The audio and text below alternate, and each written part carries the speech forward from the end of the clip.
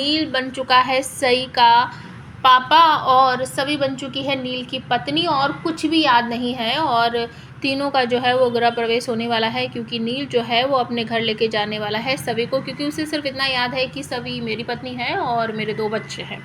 तो हॉस्पिटल में जैसे ही नील को होश आता है और सही उसके पास आती है भागकर, बहुत सारी बातें उसे करती है कि मैंने आपके लिए प्रेयर की थी कि आप जल्दी से ठीक हो जाओ। कोई वो फूल वगैरह भी लाती है, प्रसाद वगैरह भी लाती है शायद मंदिर से, वो भी नील के माथे पर टच करती है। और उसके बाद अचानक से, जैसे वो बोलती है हमेशा वैसे बोल देती है, आप ना जल्दी से ठीक हो जाओ, फिर हम बहुत सारा एंजॉय करेंगे पूकी अंकल। अब उसके मुंह से पूकी अंकल सुनकर ना नील को बहुत बुरा सा लगता है। वो कहता है सही आप मुझे पूकी अंकल क्यों बोल रहे हो? और वो सभी से पूछता है कि ये मुझे पूकी अंकल क्यों बोल रही है। तो सभी इस बात को टालने के लिए कह देती है कि आप दोनों ना किसी फिल्म में, मतलब होगा कुछ आप दोनों का, मुझे नहीं पता है, तो सही इसी वजह से आपको पूकी अंकल बोलती है। तो ये बात यहीं पर ख़त्म हो जाती है। और उसके बाद सभी को लेकर नील जो है वो अपने घर जाता है, और नील की आई जो है वो सभी की आरती उतारेगी, उसका गृह प्रवेश होगा।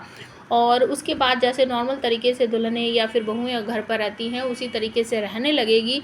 नील को ना बाकी सारे परिवार जो हैं वो सब कुछ याद है, और सभी याद है कि वो मेरी पत्नी है, लेकिन बाकी बीच का जो अटरम सटरम है वो उसे कुछ भी याद नहीं है। मुझे ऐसा लग रहा है कि ये नील जो है ना वो जानबूझकर ड्रामा कर रहा है कि सभी मैडम जो है उसे मैं अपने घर पर रख सकूं और उसको दुश्मनों से या बाहर के लोगों से बचा सकूं। दूसरी तरफ आपको तारा और रजत की मम्मी आती है सभी के पास और कहती है कि तेरी वजह से देख अखबार में क्या छपा है, मतलब बहुत बुरा सा न्यूज़पेपर में छाप दिया है रजत के खिलाफ कि वही धोखेबाज है और या फिर देशद्रोही, इस तरफ से कुछ बातें छापी है जिसकी वजह से बहुत बुरी तरीके से तारा और मम्मी जी रो रही है। सभी कहती है कि नहीं, ये न्यूज़पेपर वालों को तो सारी बात की सारी सच्चाई का पता ही नहीं है, मैं अभी जाती हूँ और जाके सब कुछ उनको साफ साफ बताती हूँ। लेकिन मम्मी जी रोक देती है और कहती है कि नहीं, तुझे तो अच्छी खासी ज़िंदगी मिल गई है, तू क्यों मेरे रजत की ये दाग धब्बा मिटाएगी, जा, मेरे मन से बददुआ निकलती है, तू कभी भी खुश नहीं रहेगी। वो सभी को बोलती